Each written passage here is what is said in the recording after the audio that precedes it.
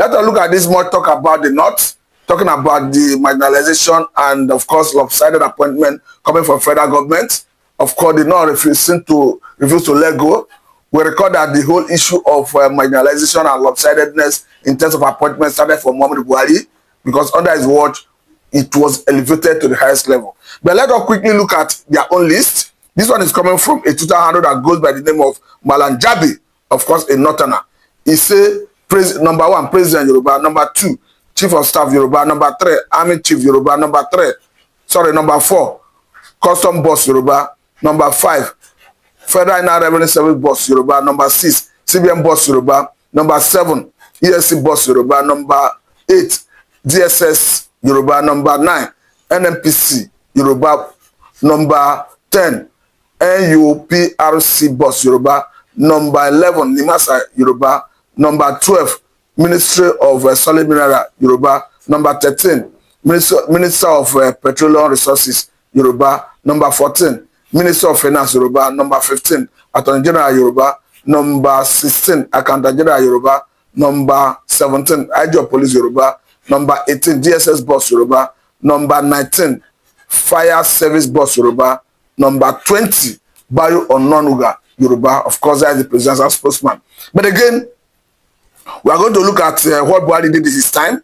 But because we remember that then, the Buhari government, out of 17 positions when it comes to security positions, they not took virtually almost everything, leaving just about 3 or 4 for the whole southern part of the country. But again, this one is coming from Jarok, talking about how Buhari did his own appointment. He said Buhari's key appointments show heavy northern ties, often Hausa stroke Fulani. He started by saying, number 1, Buhari, that is Fulani. Number 2, Chief of Staff, he say Kanuri. Number 3, Army Chief Brutai, that is not. Number 4, Custom Boss, of course, that is Hausa. Number 5, Federal Revenue Service, that is Nami, Hausa. Number 6, CBN Boss, Imefile, he say Igbo. Number 7, EFC Bawa, Hausa, that is not. Number 8, DSS Bichi, Hausa.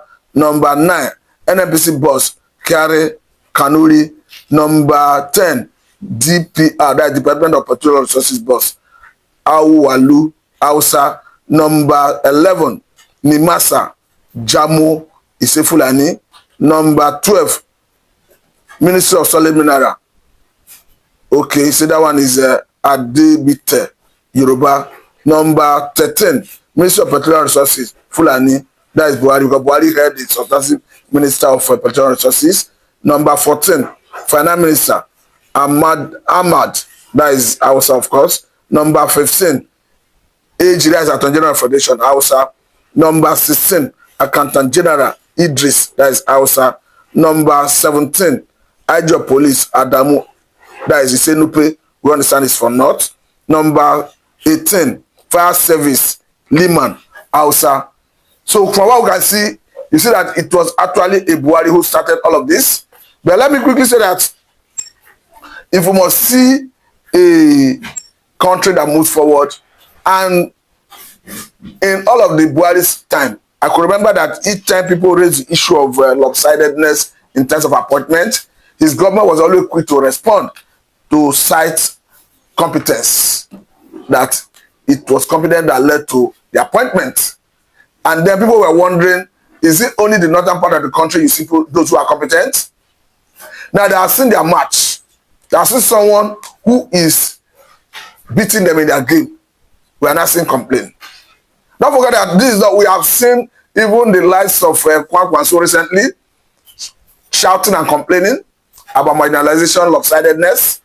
Of course, we saw that happen recently while he was making presentation before the House Committee, Senate Committee that came to his state for constitutional review. Constitutional review. Constitutional Amendment Committee. And as at the time, he questioned the projects being cited in, of course, in the president's home state. He questioned almost everything the government have done. The point is, why is it that while the Buhari was there was no questioning, there was no issue, and it was obvious that a Buhari government was, one, making lopsided appointments, two, serious marginalization of the people. So a quick flashback showed that under Muhammadu Buhari, of course, the Kano Niger Rail project gulfed about 1.96 billion naira, which is approximately 2.9 trillion naira. You begin to wonder, why was that project necessary? Of course, what economic value is that project bringing to Nigeria? And this is what he did, and nobody was able to question him. I can clearly see the North questioning the Lagos-Calabar coastal road as a major project in the South, and that in the North, they don't have such. Then again, under Muhammadu Buhari, the government used a whopping sum of 29.02 trillion to repair our refineries. And as we speak, none of the refinery is functional.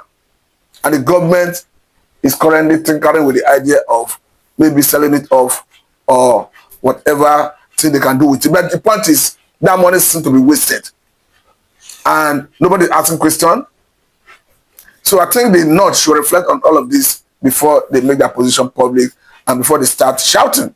That doesn't equally look at the ways and means.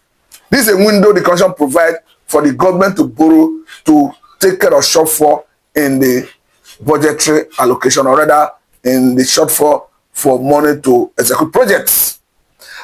Under Buhari's watch, in 8 years, Buhari borrowed 30 trillion naira. And this is did in violation of the Eastern laws. Because what the law regarding borrowing through that window says that you cannot borrow above 30% of your annual budget. And that if you borrow in a particular year, you have not paid it, that you are not eligible to borrow in the preceding year, except you go back to pay what you have borrowed.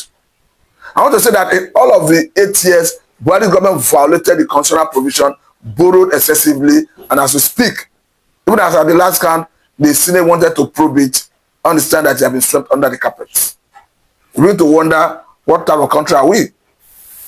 So, if you even look at the money spent by Nigerians under Muhammadu Buhari's 8 years for medical treatment overseas, you begin to wonder. You are talking about 3.6 billion US dollar, which is equivalent to 5.5 trillion naira. And of course, this is money that would have stayed in the economy if the government were able to address the issue of our healthcare that is in bad state. Even under Muhammadu Buhari, his wife complained that the Asura clinic have no syringe. Of course, you need to wonder, this is a health facility that gulf billions of naira every fiscal year. And it have no syringe, no medicine for people. And this is even a health facility that's supposed to take care of even the president himself, the people who are close to the government, people who are in corridor of power. So if they could not equip it, you need to wonder what is happening to us as a people. The same Muhammadu Buhari, of course, joined his ancestors far away in the United Kingdom. And the hospital where he died is the most expensive hospital in UK. Whereas here in Nigeria, our government, right from inception of this democracy, Obasanjo was there, a Yar'Adua was there, a Jonathan was there, a Buhari was there, and now a Tinubu is there. The government is not even thinking of how to address our healthcare system. It's even recently we saw nurses going on strike. So I think the North should be wary of how they make criticism, or rather they should cast their mind back and reflect on what transpired under Muhammadu Buhari before they come to the media to make their complaint. Because Nigerians cannot forget in a hurry what happened under Muhammadu Buhari. Nigerians, of course, the whole issue of hardship, economic hardship, started under Muhammadu Buhari. As we have it, unfortunately, this government have not been able to address most of the challenges Nigerians are facing, and the challenge, or rather the hardship, has even escalated, especially occasioned by government policy, double government policy of reduction of FS at the official window and subsidy removal on gasoline. But the major problem this government for me is having is their inability to address the hardship occasioned by those two policies. Because for me, all the three major candidates of the three major political parties before 2023 presidential election were of the view that they will remove subsidy on gasoline. And secondly, that they will unify FS at the official window. But the problem this government is having is the inability to address the hardship occasioned by those policies. And the inability of this government to diversify the economy. Because for me, before this government, or rather before Nigeria will see a meaningful development, we must move away from this mono economy. We must diversify the economy, because as we speak, there's so much pressure on FS, on dollar. And the only way we can sustain our economy to have continuous inflow of FS that will make us meet our dollar obligation is to diversify the economy. If we continue running a mono economy as well currently, there is no way our economy will not be volatile as it is. We understand that the government have since been borrowing through NNPC in exchange of crude to cushion the effect of, to meet our dollar obligation. And of course, for me, this cosmetic is not sustainable, because if you inject $2 billion US through borrowing from maybe World Bank or any other financial institution, you have a timeline. The money will be exhausted and you fall back to where you were. Because if you have constant inflow of FS through exports from other sources, that is the only way you can sustain your dollar obligation. Because as we speak, agriculture, we need to diversify agriculture heavily. We need to diversify into solid mineral heavily. We need to improve our production sector so that let us start producing and exporting. Apart from that, we need to address the issue of our electricity. We must have a sustainable power supply, because before your production sector can be viable, of course, you must have a sustainable power supply. I understand that even if you go into the production sector of the country currently, the cost of production is very high, because most companies run on generator to power their production. And we understand that the cost of running diesel generator is very high. But if they leverage on electricity in a sustainable power supply, of course, it will drive down the cost of production. At the end of the day, we now have enough companies going into production. We now have enough product exporting to earn foreign exchange. And to get to that level, I must say that all we are doing is just an experiment that will not yield any result, because you cannot continue doing the same thing over and over and expect a different result. That is why I always want us to usher in the mapping to be into the fray, of course, into Aso Rock, a man who have been talking about diversification of the economy, the man who have been talking about, of course, moving away from consumption to production. Because we understand that this government, current government, have been borrowing heavily, but the question is, the money being borrowed, where is it being channeled to? What result is he yielding? Is he actually bringing results? Are we borrowing to finance projects that do not have potential to give us back in terms of recruiting from it to earn money? Because if you are borrowing for projects, there's every tendency that that project should be able to pay back, and the government will even leverage on that project going forward to earn a living, or rather for revenue into the government coffer. But the situation where you borrow, it ends there. Nobody knows where the money is going. At the end of the day, no accountability. Of course, I must say it is not the way to go.